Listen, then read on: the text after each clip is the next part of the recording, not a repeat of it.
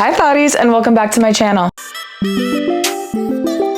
Today I wanted to talk about the 3 things that contributed to my 50-pound weight loss. If you don't know me, I'm Danica. I'm a type 1 diabetic gym rat who posts a little bit of everything and anything. So make sure to hit that subscribe button for more fitness content. So if you've been following me for a while, you kind of know what my fitness journey already entails. I started my fitness journey at 180 pounds, and in the middle of my fitness journey, I got down to 128 pounds, which was kind of crazy because that's a 50-pound weight loss. So basically I went from being overweight to being too skinny to now being at a healthy weight. I'm about 155 pounds now, and I feel the best I've ever felt, the strongest I've ever felt, and the healthiest I've ever felt. And it's kind of funny because I actually never meant to get to 128 pounds, but because of what I was doing and because of the lack of knowledge that I had, that's what got me to 128 pounds. Like, yeah, it was kind of fun, I guess, but it was not healthy because I was doing everything severely wrong. I have like actual trauma from that. So anyways, let's just get right into it. So the thing with fitness journeys and weight loss is that it's not supposed to be easy. It's not. It's supposed to be a struggle, and you will go through hard patches and easy patches, but the entire thing is not supposed to be a walk through the park. And especially nowadays, there is so much BS in the fitness industry where you don't know what's true, what's not, what to follow, what to not follow. So it's just kind of a gong show, to be honest. So if you're wanting to jumpstart your fitness journey or you're wanting to lose a little bit of fat, then this is the video for you. So although fat loss and weight loss is hard, it's not that complicated. So let's talk about it. All right, so tip number 1, and this one is a non-negotiable. You need to be eating in a calorie deficit. And what the f is a calorie deficit, you may ask? A calorie deficit is basically burning more calories than you're consuming. So for example, if your maintenance calories is 2,000 calories, you want to be burning more than 2,000 calories each day. And no, burning 2,000 calories does not need to come from exercise. So let me explain. Let's talk about your TDEE, also known as total daily energy expenditure. This is basically just the total number of calories that your body burns per day, but it's broken up into 4 parts. So let me explain. Okay, so 70%, yes, 70% of your body's total calories burned is from your BMR, which is also known as your basal metabolic rate, which is literally just the calories you burn from simply breathing, existing, and living. Your body probably already burns around 1,200 to 1,300 calories simply by just existing. This is basically as if you were to do nothing all day, like literally just lay in bed and not move a muscle, your body would still burn a certain number of calories. Okay, then next we have your NEAT. And NEAT stands for non-exercise activity thermogenesis. Your NEAT burns about 15% of your total daily calories each day. And this is stuff such as walking, fidgeting, cleaning the house, stuff that's activity without it actually being activity. You know what I'm saying? Okay, next up we've got TEF, or thermic effect of food, and this takes up about 10% of your total daily calories burned. And this is literally just the process of digestion. Oh, and would you look at that? The last 5% is your exercise activity thermogenesis. This is your workouts. So weightlifting, yoga, Pilates, running, biking, whatever it may look like, this is that. And it's literally 5%. So 5% of your total daily calories burned comes from exercise. Like, it's really not that big at all. So now that you've got a little bit of a better understanding of what TDEE is, this makes being in a calorie deficit a lot easier because you don't have to burn 2,000 calories just from exercise. So in order to be in a calorie deficit, again, you want to be eating less than you're burning.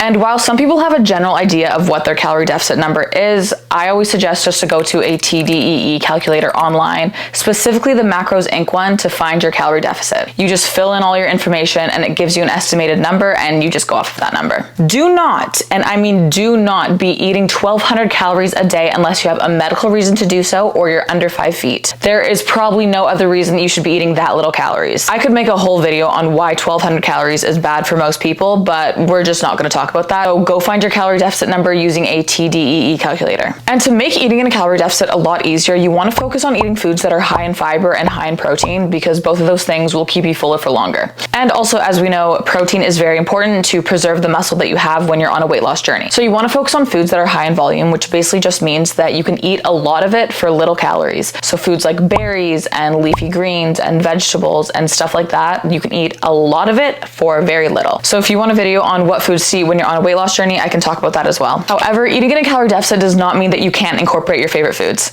Every single day when I was eating in a calorie deficit, I still had ice cream. And I'm not talking about this BS Halo Top ice cream. I'm talking about full-blown Chapman's ice cream. I still had a bowl every single night because you do not need to cut out your favorite foods in order to lose weight. Some people might disagree with me on this, but at the end of the day, calories are calories. 200 calories worth of watermelon is basically the same as 200 calories worth of ice cream.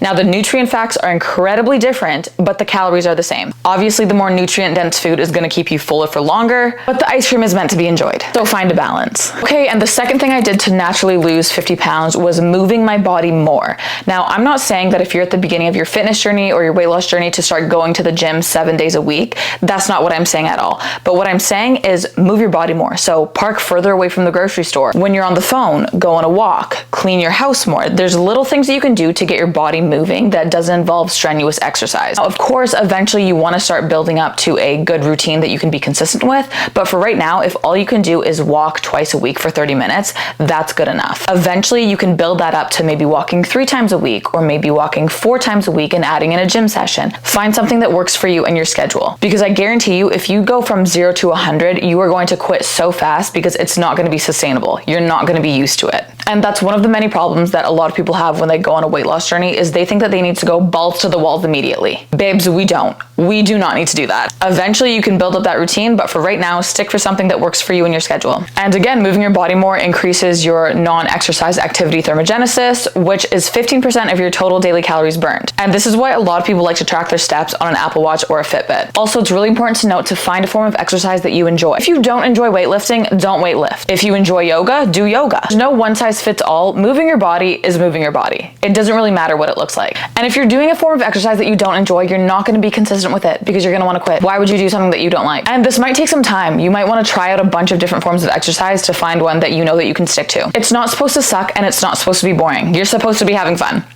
You're supposed to be having fun. And another thing I just want to point out is you don't want to be doing exercise to burn calories. That is the most toxic mindset that you could have. The point of moving your body is to appreciate it, to be healthy, to be overall healthier. Don't just do exercise to burn the calories because you'll develop a very unhealthy relationship with exercise and it's not cute and that's a slippery slope you don't want to go down. Been there, done that. It's not a good time. Okay, and my last tip is be patient and be consistent. This is one of the biggest problems that people have is they are too impatient and too inconsistent.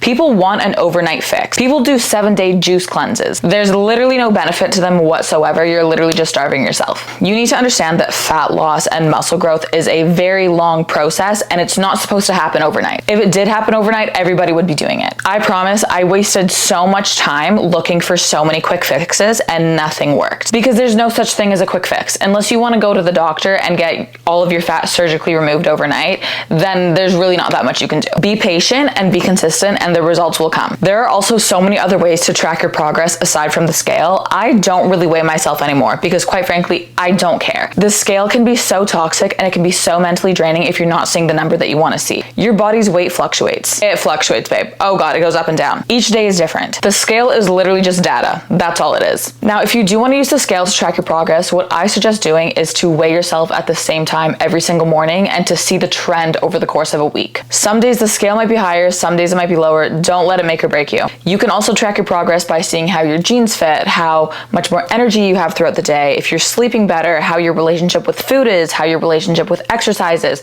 There are so many other ways to track your progress. So yeah, just be patient and just be consistent. All right, you guys, that's it for the video. Let me know if you have any questions and I'd be more than happy to answer, and let me know what you want to see in next week's video. And if this video helped you at all, make sure to like and subscribe, and I will see you next week. Okay, bye, love you.